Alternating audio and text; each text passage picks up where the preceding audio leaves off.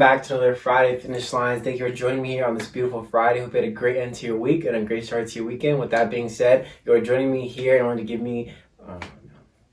With that being said, you are joining me here listening to me give you guys some motivational quotes. But today, the topic I'm talking about are love languages, and 5 of them to be exact. Like I talked about in my Instagram, on my Reels this week, I'm just going to be addressing them, letting you guys know how you can use it in your relationships to better be understood and to better understand your significant others, or maybe even your friends and your family. And so, moving forward, if you're new to this channel, I usually take motivational quotes and use them in a positive way to let you guys know that, we're all going through something, we're all struggling with something, but there is a light at the end of the tunnel, and everything that you're going through, there is going to be a better on the other side of it. And everything that you're going through, whether it be good or bad, is teaching you and preparing you for the blessings or the other trial that you'll have to face later on. I know that was a mouthful, but thank you for joining me here on my channel. But let's get into these 5 love languages. Okay, ready? 1, 2, 3.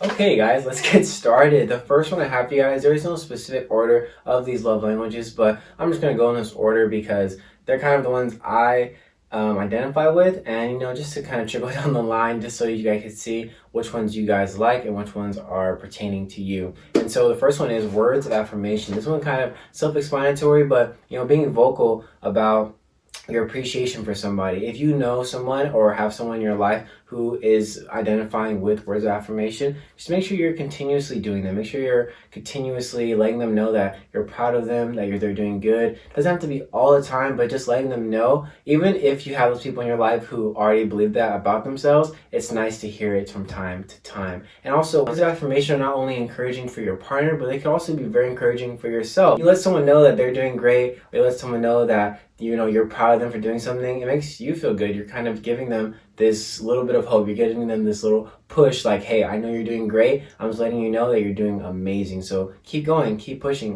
There's no point in stopping now. And so this is the one I identify with mainly. I do enjoy hearing that I'm doing good, or that I'm doing great, or I'm on the right track, or you're doing great in this, like you're doing awesome in this. It feels good to hear that. It feels good to know that I'm on the right track, or people are actually paying attention to what I'm doing. The one I identify with, words of affirmation, is definitely one of my 5 love languages.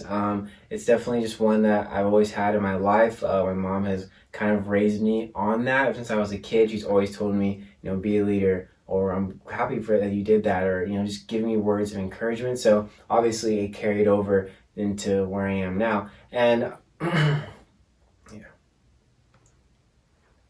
So if you are a person who identifies with words of affirmation, or someone in your life who is words of affirmation, just make sure that you're taking note of continuously letting them know how they're doing, letting them know that you're proud of them, and giving them some criticism here and there, because people like me, or people who do have words of affirmation, sometimes we like to hear that criticism instead of hearing nothing, or always hearing that, oh, you're doing amazing. No, we want to sometimes hear that, oh, I think you could do this better, or I have this little input in this. Maybe that's just for me, or maybe people agree with me. Comment down below what you think if your love language is words of affirmation. All right, acts of service. That is the next of the 5 love languages. Acts of service is just your significant other, or your friend, or your family member going out of their way to do something for you. Whether you ask them or you do not ask them, they take the initiative and do it for you. A lot of people identify with acts of service. It feels good to know that someone's thinking about you, or it feels good to know that someone is willing to drop everything that they're doing in order to help you out. So if you are acts of service, if you do have someone in your life who is acts of service, it is an amazing quality, it's an amazing love language to have, because also people care about you. People care about you so deeply that they are willing to do whatever it is they can in order to remember you, remember what you like, remember what you're about. And so if you do have someone in your life who is acts of service, make sure you're taking note of that, and make sure that you are continuously trying to service them, trying to be there for them in everywhere possible. It doesn't have to be this grandiose thing. It doesn't have to be this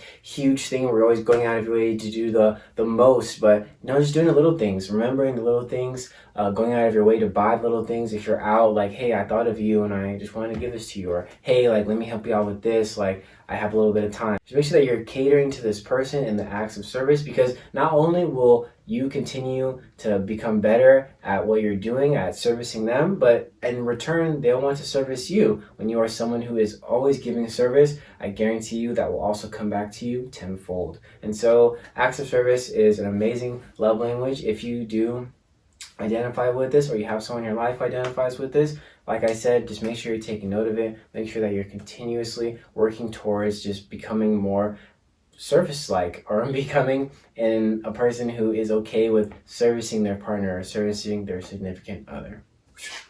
All right, guys, so this third one for me, I'm going to kind of do it in two. I think it's receiving and giving gifts. I feel like these two, or this one, can be equated into two different types of love languages, even though it is one. But giving gifts could be a love language. There are people in this world who just love to give. They love to give their everything. They love to give things. They love to give their time, whatever it may be. That's how they show their love, and that's how they want to show you that they love you. I also think that receiving gifts is a love language, because it's one of the main ones, but I just equate giving gifts along with that, because like I said, there's people who love to give gifts, and there's people who love to receive them. There's people who just go head over heels when you give them little things, whether it be food or just little trinkets or little types of things that you just remember them and you're like, hey, I thought of you, so I got this for you.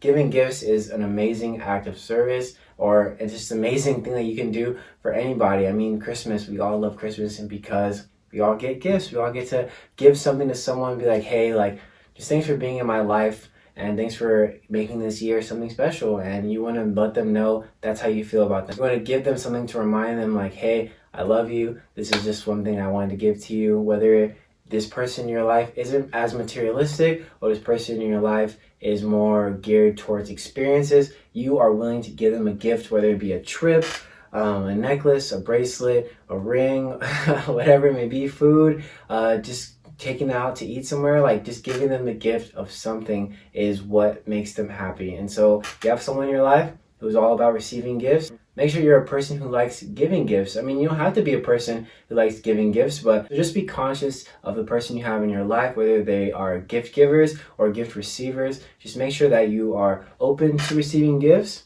And make sure that you are taking note and being aware that, hey, I haven't done something for them in a while. Like, let me go out of my way and let me do this for them, because, at the end of the day, they will also do it for you. All right, we're at 4 of 5, guys. The next one I have for you is quality time. We all love our time, and we all think our time is very, very valuable. So the people that acquire that time, or the people that you decide to give that time to, are the people who may enjoy quality time. If you think that you're a person who enjoys time with their significant other, just you two, then you are a person who identifies with the love language of quality time. And like I did in my reel, when people go out of their way to make time for you, when people have stuff to do and they obviously make time for you, just like an act of service, going out of your way, doing something that is unexpected, and making sure you're accommodating to your significant other and showing them that you still love them, that you still care for them on the day you met them. And so I think quality time is an amazing love language. And I think that I would say is one of mine. I don't think I would identify with this fully, because I'm okay with just being on our separate times or doing our separate thing, but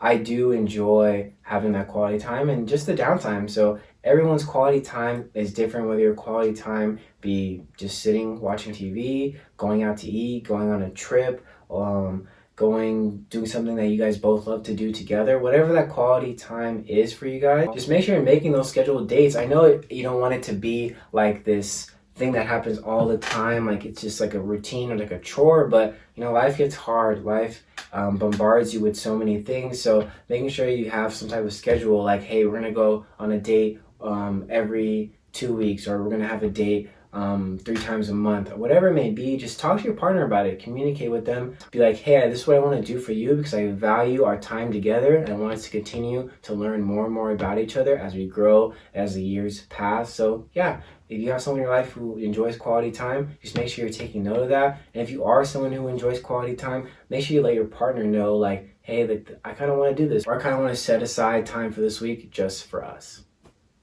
All right, everyone, last but not least is physical touch. I think this is a big love language for everybody. I believe that this is one of mine. I do just enjoy, holding hands, or letting my girlfriend know that I'm there. Like, I just enjoy, like, playing with her hair, or like giving her shoulder massages, or rubbing her neck, or whatever it may be. That is just my thing. I like being able to touch, let this person know, like, hey, like, I'm here, like, hope you're doing okay. Like, even though it's a non-verbal way of my communication, like, I know she knows that he's just like, he just wants to do that. So if you have someone in your life who enjoys physical touch, don't be so thrown off when they randomly touch you or randomly go out of their way to give you massages. That's just the way of showing love. It's just their non-verbal way of letting you know, like, hey, like, I love you, and man, I'm just so happy to be here right now. And a lot of these love languages are nonverbal and verbal. Obviously, words of affirmation is verbal. Acts of service is nonverbal, but could also be verbal.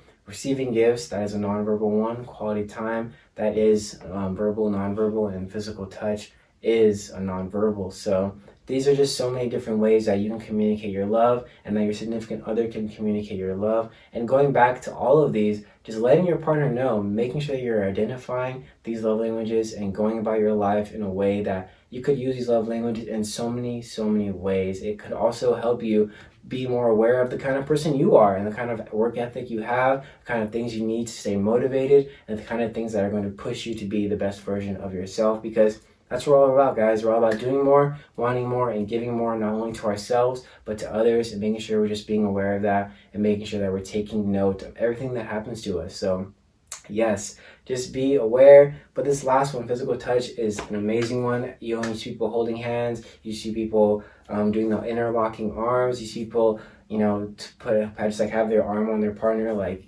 if it's opposite, like their arm will be on this opposite. But you know what I'm trying to say? Like, there's just little things that this person lets you know, like, hey, I'm here for you, and reciprocate that to them. If your partner is someone who enjoys physical touch, make sure you're touching them here and there, like letting them know that, hey, like, I'm here too. Like, I know what you're trying to say to me, and I'm going to respond back to you. So yeah, guys, hope you guys like those 5 languages. So yeah, guys, hope you guys like those 5 love languages. And there are tests out there, that everyone takes those like Harry Potter quizzes, and takes those like so many different quizzes to see who you are, like all these different TV shows, New Girl, Vampire Diaries, whatever it may be. You can take a quiz that will help you identify these love languages, and also help you identify what kind of job you could have with these love languages. Because like I said before, these all grows, and this all spills over into other parts of your life that will only benefit you in the long run. Woo! All right, guys, thank you so much for joining me here on my Friday Finish Lines. I appreciate you for watching this and supporting me, and I thank you guys so much. This is almost my last video of the month of February, and then in the month of March, I'm obviously going to do just some things my own. I'm going to pick my own topics and just go with my own thing, not necessarily going with a theme, because it is my birthday month. So I'm going to make this one more geared towards something I want to talk about and stuff that I want to get off my chest that I think we all should hear, or we all should know about. So yeah, thank you guys for joining me here. Hope you guys took away from these 5 love languages. And yeah, please, I really encourage you guys. I'm going to find a link, and I'm going to put it down there. I know I'm saying I'm going to find one, but I found a link. I'm going to put it down there in the description below. Go ahead and take those tests. Find out what your love languages are, so that you can communicate them to your partners, and also communicate them to yourselves, and continue to grow on them, so that in your future relationships, your future jobs, whatever it may be, you know what it is going to take for you to really excel in those positions and become the better version of yourself.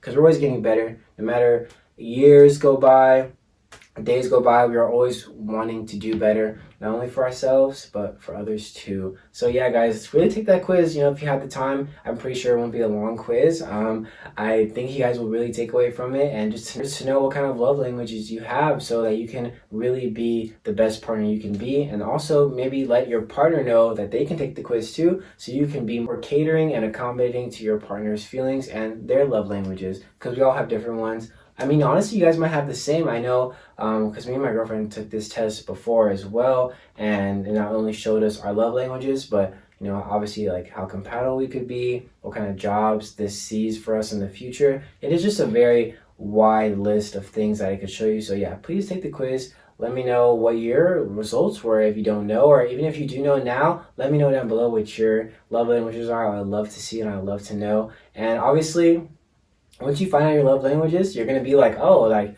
that kind of makes sense. And all of these really kind of go back to when we were kids, when we were children, and the things that our parents did to us or didn't do that has formed these love languages that we either acquire or are okay doing to others.